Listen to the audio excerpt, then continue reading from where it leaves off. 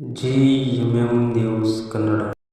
ನಮ್ಮವರು ಈಗ ಏನು ನಮ್ಮ ಇಲಾಖೆಯಿಂದ ನಮ್ಮ ಆಶಾ ಕಾರ್ಯಕರ್ತರು, ನಮ್ಮ ಏನು ಆರೋಗ್ಯ ಕಾರ್ಯಕರ್ತರು ಮತ್ತು ಬೇರೆ ಬೇರೆ ಕಡೆ ಕೆಲವು ವಾಲಂಟಿಯರ್ಸ್ನು ಕೂಡ ತಗೊಂಡಿದ್ದೇವೆ. ಅವರಿಗೆ ಏನು ಒಂದು ಇನ್ಸೆಂಟಿವ್ ತರ 300 ರೂಪಾಯಿಯನ್ನು ಕೊಟ್ಟು ಅವರನ್ನು ಉಪಯೋಗಿಸ್ತಕ್ಕಂಥ ಕೆಲಸ ಮಾಡಿದ್ದೀವಿ. ಮತ್ತು ಎಲ್ಲ ಕಡೆ ಅವರು ವಿಸಿಟ್ ಮಾಡಿ ಅದರಲ್ಲೂ ಕೂಡ ಎಲ್ಲಿ ಬಡವರು ಇರ್ತಕ್ಕಂಥ ಪ್ರದೇಶಗಳು, ಸ್ಲಮ್ಗಳು ಅಥವಾ ಗ್ರಾಮಾಂತರ ಪ್ರದೇಶಗಳಲ್ಲಿ ಎಲ್ಲ ಹಳ್ಳಿಗಳಿಗೆ ಹೋಗಿ ಎಲ್ರಿಗೂ ಎಜುಕೇಟ್ ಮಾಡ್ತಕ್ಕಂಥ ಕೆಲಸವನ್ನ ಅವ್ರು ಮಾಡ್ತಾ ಇದ್ದಾರೆ. ಇದ್ರ ಬಗ್ಗೆ ಎಚ್ಚರಿಕೆಯಿಂದ ಇರಬೇಕು. ನೀರನ್ನ ಶೇಖರಣೆ ಮಾಡಿದಾಗ ಅದನ್ನ ಅದಕ್ಕೆ ಒಂದು ಮುಚ್ಚಳ ಹಾಕುವಂತ ವ್ಯವಸ್ಥೆ ಇರಬೇಕು. ಅದನ್ನ ಹಾಗೆ ನೀವು ಓಪನ್ ಆಗಿ ಇಟ್ಟಿರಬಾರ್ದು ಮತ್ತು ತುಂಬಾ ಹೆಚ್ಚು ಕಾಲ ನೀರು ಹಾಗೆ ಇರಬಾರ್ದು. ಅದನ್ನು ಬಳಕೆ ಆಗ್ತಾ ಇದ್ರೆ ಆವಾಗ ಈ ಒಂದು ಮೊಟ್ಟೆ ಹಾಕುವಂಥದ್ದು ಮತ್ತು ಲಾರ್ವಾ ಉತ್ಪತ್ತಿ ಆಗೋದು ಅದು ಆಗೋದಿಲ್ಲ.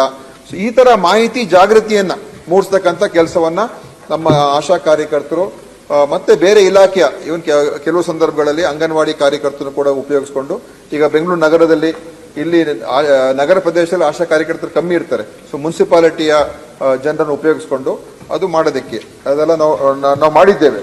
ಎಲ್ಲ ಕಡೆ ಈಗ ಸಾಕಷ್ಟು ಪ್ರತಿಯೊಂದು ಮನೆಗೂ ಕೂಡ ಭೇಟಿ ಕೊಡುವಂತ, ಎಜುಕೇಟ್ ಮಾಡುವಂಥದ್ದು ಮಾಡಿದ್ದೀವಿ.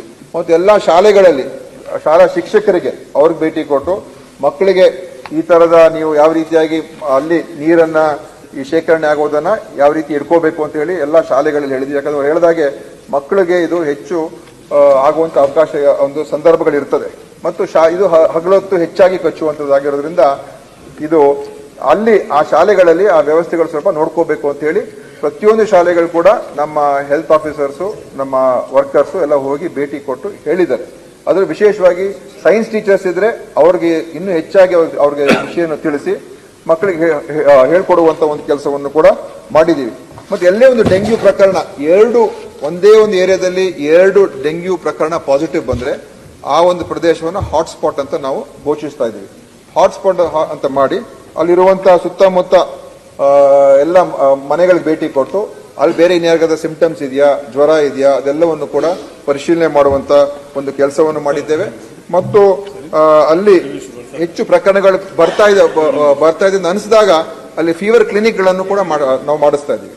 ಅಲ್ಲಿ ಬೇರೆ ಯಾವುದೇ ಒಂದು ಅಲ್ಲಿ ಇರ್ತಕ್ಕಂಥವ್ರಿಗೆ ಬೇರೆ ಏನಾದ್ರು ಸಿಂಪ್ಟಮ್ಸ್ ಇದ್ರೆ, ಜ್ವರ ಇದೆ, ಅಲ್ಲೇ ಟೆಸ್ಟ್ ಮಾಡಿ ಅಲ್ಲೇ ಚೆಕ್ ಮಾಡಿ ಅದನ್ನ ಅವ್ರನ್ನ ಫೀವರ್ ಕ್ಲಿನಿಕ್ ಗಳನ್ನ ಸ್ಥಾಪನೆ ಮಾಡೋದಕ್ಕೆ ಕೂಡ ನಾವು ಹೇಳಿದ್ವಿ. ಅಂದ್ರೆ ಹಾಟ್ಸ್ಪಾಟ್ಗಳು ಇರುವಂತ ಪ್ರದೇಶಗಳಲ್ಲಿ ಮಾತ್ರ.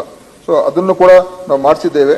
ಮತ್ತು ಈ ರೀತಿಯಾಗಿ ಒಂದು ವಾರ್ ರೂಮ್ ಅನ್ನು ಮಾಡಿದ್ದೀವಿ.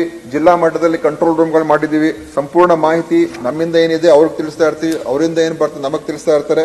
ಅದನ್ನು ಕೂಡ ನಡೀತಾ ಇದೆ.